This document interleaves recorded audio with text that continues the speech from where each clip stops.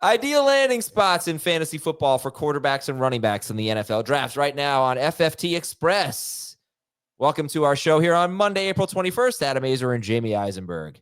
All right, Jamie. So let's talk about the quarterbacks. Well, Cam Ward's going to go to Tennessee. You happy about that? I think so. I mean, it's maybe just because it's been ingrained in my head for the last, 3, 4 months at this point, or however long it's been, sort of rumored there. Um, it's not awful. I mean, look, where else would he go at this point that makes him a better fantasy asset? Pittsburgh, Cam you know, Ward? Cleveland, The the team. Giants. The Giants would have been my Oh yeah, I first guess the Giants. Yeah, it makes neighbors. sense. Yeah, Yeah. with Blake Gamers. I was just thinking of like teams that don't have a quarterback right now. Maybe the Browns don't either. So yeah, Giants I guess would make more sense for his upside. But look, he's with a guy that's had success with quarterbacks prior to coming to Tennessee. You know how much of that is just Joe Burrow being Joe Burrow, but I think the offensive line will be good. I think Calvin Ridley is a good starting point. They need to add some receivers there, but um, I don't have high expectations for him as a fantasy quarterback going in. Yeah. So he's going to be somebody that has to surprise me and wow me. And so I think just the thought would be is okay, go somewhere we have a chance to start, go somewhere we have a chance to play right away, and hopefully you know be better than Caleb Williams. And if you're anything close to Jaden Daniels, we'll love it. Yeah. It's not like Tennessee's so bad, but I just don't see a lot of talent on this roster. But and it's not a good wide receiver class, but see, they might be able to get someone in the early second round. How about the other quarterbacks? Anywhere you want to see them go? You know what? Let's just skip to Jalen Milroe, right? Where do you want to see Jalen Milroe go? A place that maybe takes a year, but he could learn and take the Jalen Hurts route. What do you think? Pittsburgh Giants. I mean, any of these teams that have an opportunity to play with some decent receiver talent. I think the Giants have one of the best. I think the Steelers for at least a couple of years have a pretty good duo if they keep these guys in place. And I think Milroe to Pittsburgh makes a lot of sense just based on how those guys play, right? Downfield, and he doesn't have to necessarily Yeah. you know have the best accuracy right away. Clearly, you want that, but allow him to use his playmaking ability and a couple deep shots to Metcalf and Pickens if he's there. So that makes some sense. But look, when Philadelphia drafted Hurts, we didn't expect him to be a starter right away. And lo and behold, end of his rookie season, there he was, and he's never looked back. So, um, Yeah. Cleveland. Yeah, sure. I mean, the Giants and Browns certainly would make sense. I think maybe like even the Seahawks or something like that. And The early part of round two is going to be very telling. What do these teams do with these guys? Jackson Dart and McCord and Milroe and maybe Shaw, whatever his name is. Chuck, Uh, yeah. However you say his name, excuse me, not whatever his name is. Quinn Ewers, these guys that are going to be round two, round three, round four type of players, that is where they belong. And do they, get an opportunity to compete maybe by next year? Well, the quarterbacks are boring. The running backs are not. We're going to take a break and talk about where we want to see these running back prospects end up. We'll be right back. All right, you got Genty maybe going to Jacksonville, maybe going to the Raiders. Which would you prefer? Right there at the early portion of the top 10. I would prefer the Raiders just because there's no issues for competition. In Jacksonville, I don't think he's going to lose a lot of touches, but there's still, a guy in Travis Etienne that can be a playmaker on passing downs. And Tank Bigsby could be somewhat annoying depending on how the Jaguars and Liam Cohen view these, guys. But look, anywhere he goes, he's going to be the featured guy. Chicago's certainly still in the mix. He's going to be playing ahead of DeAndre Swift. But in Las Vegas, there's no one. I mean, Zamir White, Sincere McCormick, these aren't guys that are going to take Ashton Genty off the field, especially if they take him at 7. Again, I don't think it'll be the case with the Bears or the Jaguars. There's just other guys there that have a little bit longer resume and a little bit better opportunity to sort of impact him in a negative way. All right, so we're going to get Genty most likely in the top 10. How many running backs do you think are going in the first round? At most 3. I would probably peg it at 2. After Emery, came on with us, it seemed like there's a little bit more of a possibility of, Genty, if he goes at 5, does that send off a panic to maybe the Raiders or the Bears to, get one of the guys that they like? I really do think, as Ryan Wilson said as well, be very shocking if the Broncos don't take a running back at 20. Dallas, I think, will be in the mix, but probably not going to reach. You're hearing a lot of Ted McMillan to the Cowboys if he's there.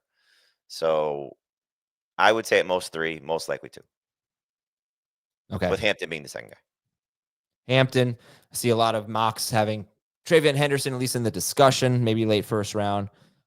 Curious to see if he is, in fact, the third running back off the board, because he's not built for, the same type of workload that a Judkins or he'll go ahead of Caleb Johnson, but there are a lot of big running backs in this class, and Henderson isn't one of them. He's not And small. that's where I think the talking point really starts is like, since there is no consensus 3, and the class is so deep, like, and to Emery's point when we had him on last week, you wouldn't be surprised if he sees teams double up in the draft and take a couple guys, one guy day 2 or day 3. I'm sorry, one guy day 2 or maybe 2 guys day 3.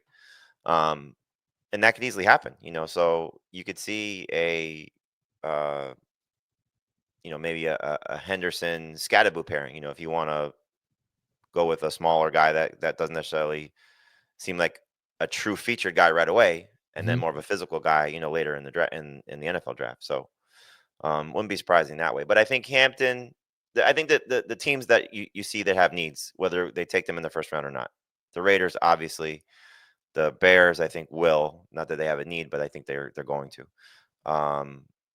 Jaguars are in the conversation. Broncos for sure. Browns for sure. Steelers, I think, are going to take a running back at some point. I don't know who I'm missing. You know who would be an interesting landing spot? I don't know how I'd feel about it for Henderson. Would be New England. I do think they need a player like Henderson. Mhm. I'm not a huge Ramondre Stevenson fan. He had the fumble issues last year, but he's not a bad player. The offensive line is a real problem, though. So let's say they go offensive line in the first round and then Henderson in the second round for the Patriots. Would you like that for him? How would you feel about that? To go back to the question I asked you, so Judkins to the Raiders in round 2 or Henderson to the Patriots in round 2. I agree with you exactly what you said. Short term, it'd be Judkins. Long term, it'd still be Henderson because you believe in the talent more so than the landing spot. So, 2025, yes, I think Judkins in a better position. Henderson, long term, though, could be fantastic. And it's funny you say the Patriots. So I'm writing today, the AFC will be on the site on CBSSports.com. Tomorrow, the NFC. Fantasy wants and don't wants from the NFL draft. And so it's like basically looking at each team and what do we want to see happen to make us happy and what do we want to see not happen? So Yeah. the Patriots, anything's on the table except for quarterback.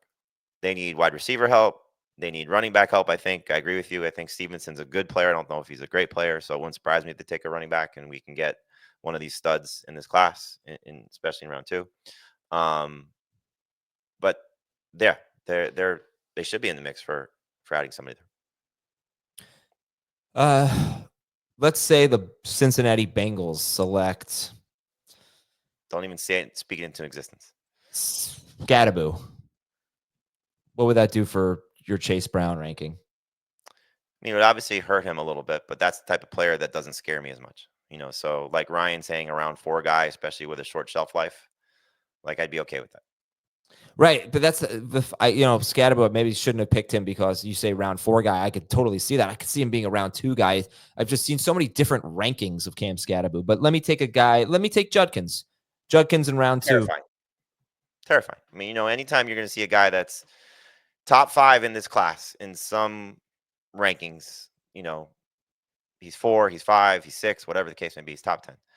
And the pedigree that he has, and you may say he's slow, doesn't have top end speed, whatever. He's going to come in as a chance to be a featured guy. Like those are the type of players that are going to make me terrified for Chase Brown, for a Kyron Williams, any of these guys that don't really have a slam dunk backup right now. So Kyron, I don't put Kyron in that position really. You think Blake Corum is a good enough backup?